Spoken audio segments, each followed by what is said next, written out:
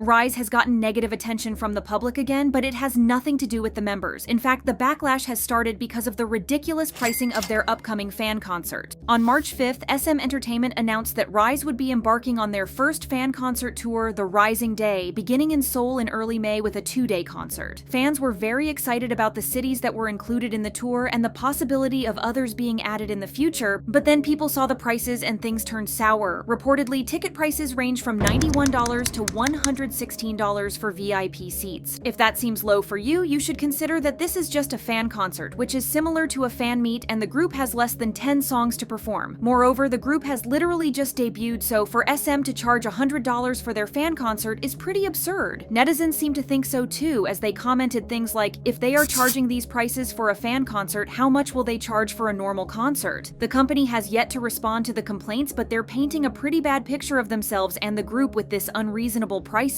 Moving on to Chuu, she has won against Blockberry Creative once again. As you may know, Chuu was removed from LOONA by Blockberry Creative in November of 2022, with the company saying that she had used aggressive language towards a staff member and had misused her power, but by that point it had been 8 months since Chuu had taken legal action against the company, as she was seeking to nullify her contract due to issues like unfair profit distribution and breach of trust. The legal battle went on for pretty long, and even though the court proposed mediation in March 2023, an agreement wasn't reached between the two parties. Thankfully, the law was on her side, as on August 17th, the Seoul Northern District Court ruled in favor of Chuu and her contract with Blockberry was finally nullified. Knowing how they had operated up to that point, you know they wouldn't give up just like that. They appealed against the decision and fought for a second trial to be had, but this tactic of theirs didn't work. In March 2023, X Sports News revealed that the outcome of the second trial favored Chuu once again. A court representative very briefly told the media outlet that they found the first trial conclusion to be reasonable, and that Chuu wasn't legally bound to maintain her exclusive contract with Blockberry. Fans were more happy to hear the news, seeing as Chuu had been through so much because of the company. Now, with all the legal battles, appeals, and even the legal action against Chuu's mother, Blockberry was essentially harassing her. A commenter pointed out how absurd the company was being, writing, "The fact that they're fighting to uphold her contract when they were the ones who kicked her out, it's ridiculous. We doubt that this is the last we will hear of Blockberry, but nevertheless, congratulations to Chuu." Lucas's debut has finally been confirmed, but the reactions to it are not nice, to say the least. The news was first reported by JTBC on March 8th, who quoted several music industry officials and stated that Lucas was set to make his debut in April. Not long after, on the same day, SM Entertainment issued a short statement confirming the news, with more details to be revealed in the near future. His return to the industry has been teased for a while now, so to have an actual confirmation had the fans over the moon. Korean netizens were not so happy with it though. They seem confused about why he's being pushed so much by SM when the company failed to make idols like Taemin and Onu stay. An online forum user said SM can't even get their artists to renew and is even releasing an album for him, with most blaming Lucas for the fact that other idols under SM don't get treated as well. Regardless of a few people expressing disapproval for his debut, his antis tend to go to extremes, displaying unsettling behavior. As you're aware, Lucas joined the fan platform Bubble back in June of 2023, where he has been pretty active, probably to hype fans up for his upcoming debut and to test the waters for his return. One bad aspect of Bubble, though, is that the subscribers can directly message the artists on the platform, and if they pay an additional fee, they can even get a reply. While this may be favorable for both fans and idols as they get a chance to communicate with each other, it also has idols being subject to all kinds of harassment for which antis can pay a small fee for. Such is the case for a netizen who posted a reply they had made to one of Lucas's Bubble messages. Although Lucas sent a very positive message to encourage his fans, the response he got from this particular user was unfavorable and included what seemed like a threat of physical aggression. Just to give you a perspective of how bizarre their response was, Lucas wrote, "Hello, fighting today, let's meet soon," to which the fan replied, "I decline, don't make me slap you on such a happy day." The user then posted the exchange on their Threads account with the caption, "That's enough, it's only morning and you're being so noisy," as if someone forced them to pay a subscription to Lucas's Bubble messages. A user questioned this as well, asking the original poster why they wouldn't just unsubscribe and stop spending their money on him, but the response to that was even more disturbing. According to them, they're a customer, so they can say whatever they want, and then proceeded to call Lucas a monkey and said that he should be unalived. It seems like they didn't get enough attention as they kept responding to people's comments. Another netizen relayed their own message, asking the original poster to scold Lucas even more on their behalf since they had already spent the money on his Bubble subscription. The poster replied with, "I scold him using all 3 message quotas every time." It's unknown whether the netizen paid the extra fee to have Lucas see their messages, but it's just insane how far these people go with their disdain. It's one thing to dislike an idol, and it's a whole other thing to threaten them physically and saying they should pass away in addition to calling them names. Let's hope that SM Entertainment takes some legal action against them, or at least filter and monitor the messages that their idols get. This is too much, and he doesn't deserve to see all this. Speaking of SM Entertainment not properly dealing with situations in which their idols get uncalled backlash, let's talk about the response that Karina is getting for her apology. If you haven't been caught up with the recent news, Dispatch reported that Karina is dating actor Lee Jae-wook, and the response was immediate and, if we're being honest, a bit unhinged. From trucks being sent to SM's building and fans boycotting to people accusing Karina of queerbaiting, it seemed like everyone had gone crazy. In response to the situation, Karina posted a handwritten apology on her Instagram. She didn't apologize for the fact that she was in a relationship, just said sorry for the fans she had shocked and let down with the news, which is sadly the norm for K-pop idols at this point. A lot of international fans were completely baffled by the apology since she had literally done nothing wrong. The situation was so bizarre that even Korean netizens were surprised that the company had approved the letter and that Karina was made to feel so guilty for just being human. Little did everybody know, though, that the apology would just snowball into a much bigger situation. Her apology went beyond K-pop fans and managed to catch the attention of global media outlets. First, it was featured in articles by BBC, CNN, and Sky News, with BBC even featuring a segment about it on the news. These reports mostly just described the situation, making sure to highlight how toxic the industry and the fans were towards normal practices such as dating. The global coverage of her apology drew attention from people worldwide, once again highlighting the negative attitudes toward dating within the K-pop community. The BBC article about the apology got shared on the Facepalm subreddit, getting 40,000 reactions and 3,000 comments. It apparently even reached the Spanish media, as one Reddit user heard about it locally and others commented on how it was covered in their countries. While the dark side of K-pop is a fairly popular topic for non-fans to cover, including the slave contracts, the harsh working conditions, and of course the dating ban, it's the first time that they witnessed a young idol writing a letter so she can apologize to fans for a relationship she had been in for a month. The attention that the issue got didn't make Koreans netizens aware of how overdramatic and toxic they were being towards a 23-year-old woman. Instead, they went on to blame Karina for making the situation bigger by posting the apology letter they had demanded from her. A netizen wrote, "I cannot understand why Karina dealt with it that way. Posting an official apology like that would just make her fans look like fools. Why humiliate your fans like that?" Another made a post saying, "Karina seriously was so thoughtless. Was she trying to be sarcastic on purpose? She wanted the Korean idol fans to look like psychos and trolls?" On one hand, it's good that netizens can actually see that the way they're behaving is embarrassing and will be laughed at by people with normal celebrity cultures. On the other hand, it's devastating that Karina is at the center of all this and is being criticized for every move that she makes, even though she was probably just trying to soften the blow and make everything better. We hope that she's okay and that SM finally takes some action to protect her from the malicious rumors and personal attacks.